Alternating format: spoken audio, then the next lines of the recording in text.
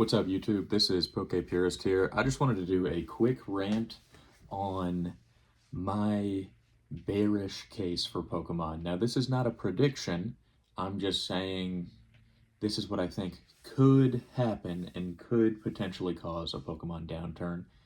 Am I super bearish on Pokemon? Truthfully, I don't know what's going to happen. Nobody can predict the future. This is just a potential bear case. I think that Pokemon 100% is like so popular that it's going to be a part of mainstream culture for like forever, basically, or at least 20, 30 years. If you go to a card show, there's enough people who are 10 years old, 15 years old, 20 years old, 35 years old, 55 years old. They're collecting Pokemon.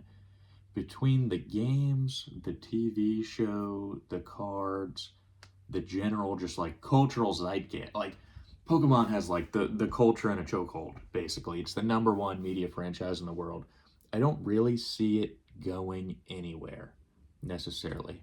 But there are certain ways you could look at the Pokemon card market where you could see, well, maybe these high prices won't last forever, right? In my first honest bearish take is like Pokemon can stay popular and people can start to realize that these cards are not as valuable as they're priced, basically. It doesn't matter if Pokemon is popular if people start to realize that like some of these PSA 10 cards have like 10,000 PSA 10s, 20,000 PSA 10s, 30,000 PSA 10s. People are going to be like, is this really worth thousands of dollars?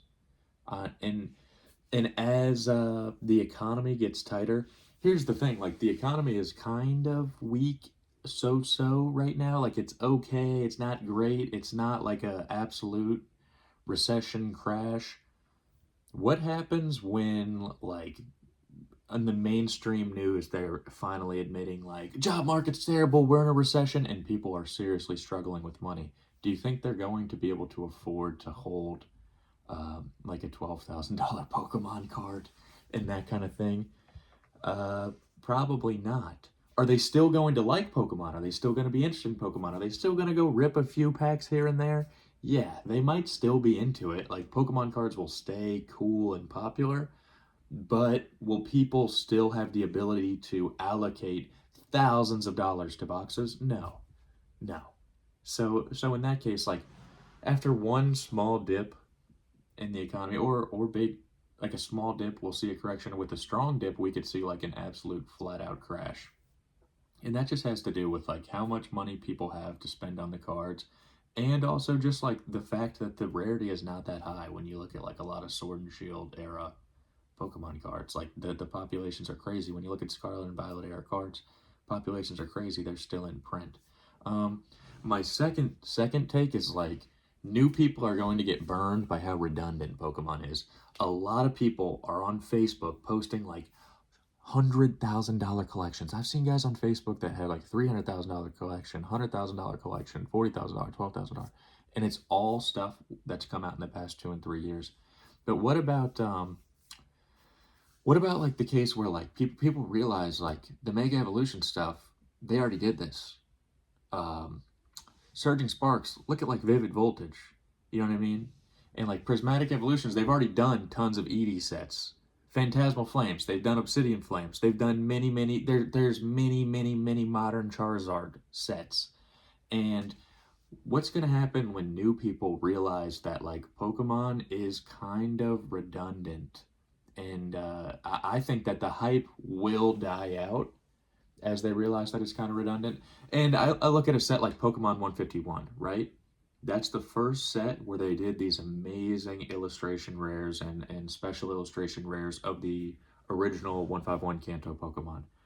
What if Pokemon just realizes that those Kanto Pokemon are just such a moneymaker that they just do like 5 more 151 illustration rare sets? What if we get a Kanto set that has illustration rares for all the legendary birds and all the legendary dogs mixed in, and we get a Charizard, Blastoise, and Venusaur that are way tougher than the ones that were in this previous 151 set? What if they do an illustration rare that's like a throwback to the first edition Charizard? And it's like built into like the side of a rock wall and he's doing that. There's a lot of crazy things. What if they do 5 more sets of that? Will Pokemon 151 Blooming Waters boxes really be worth $140? I don't think so. I really don't think so. So those are my first two things. I think that if there's like a slight downturn in the economy and people start to realize that the population of the cards is way too high, they will sell off all these cards and there will be a really big dip. My second thing is if people get bored with Pokemon becomes redundant, people will realize that this stuff is not as valuable as they think it is. My third thing is just like a shift in social media hype.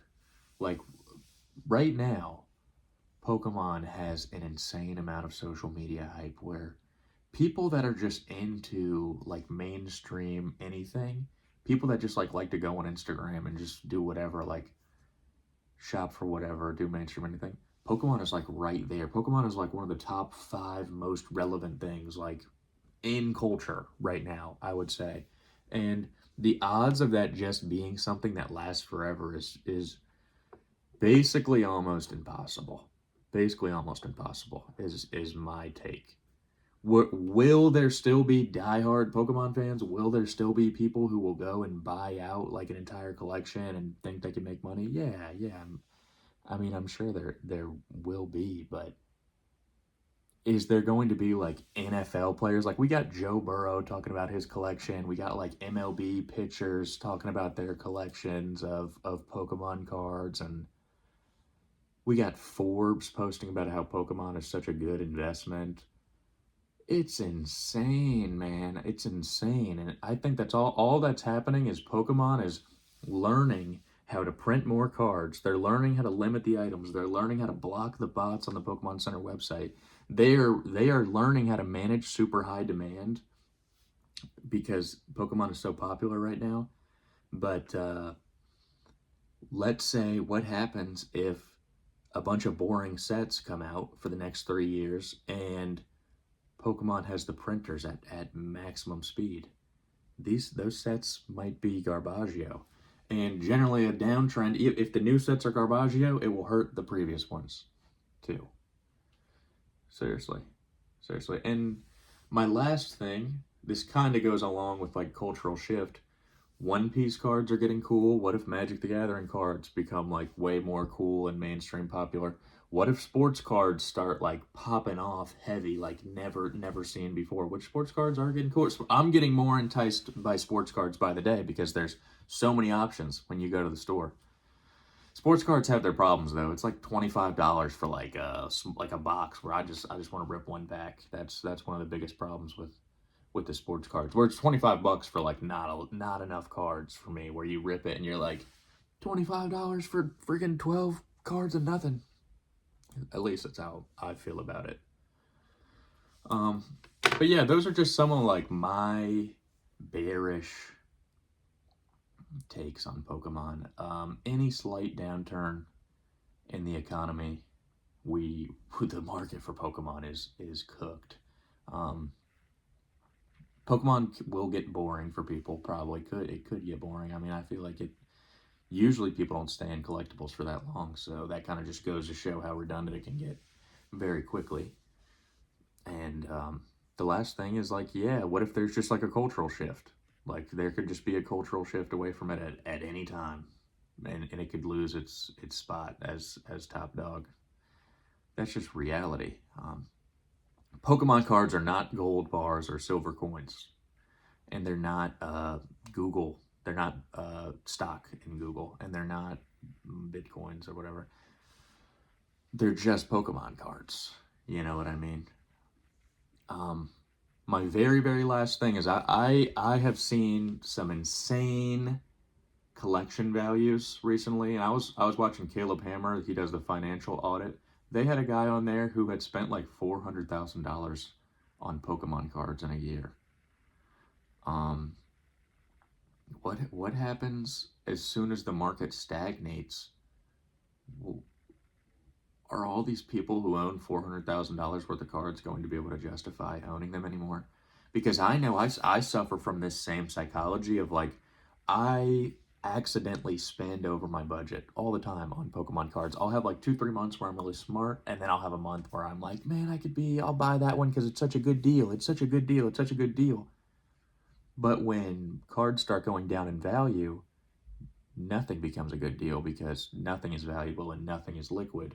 And you can't justify making these Pokemon purchases with this mindset of it's going to go up in value in the long run because it's all tanking, right? So like right now you can rip packs and you're like, I'll rip the pack and even if I don't get a hit, I'll get something good enough to sit on for 5 years. Or I'm going to go to the card store and like, oh, I'm going to pick up that Radiant Blastoise for $7 because 100% Radiant Blastoise will appreciate to $25 within the next 10 years.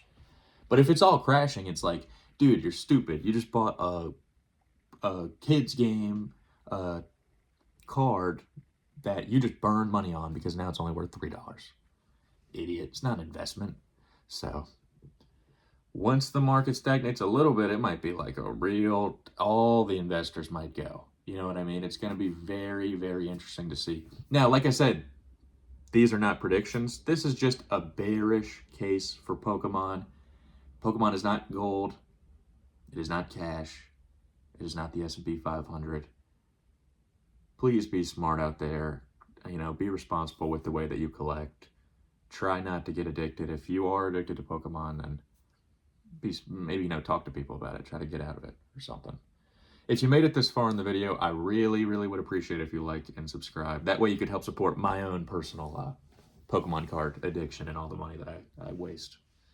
It's not a waste because I like it. But no, I appreciate it. Peace.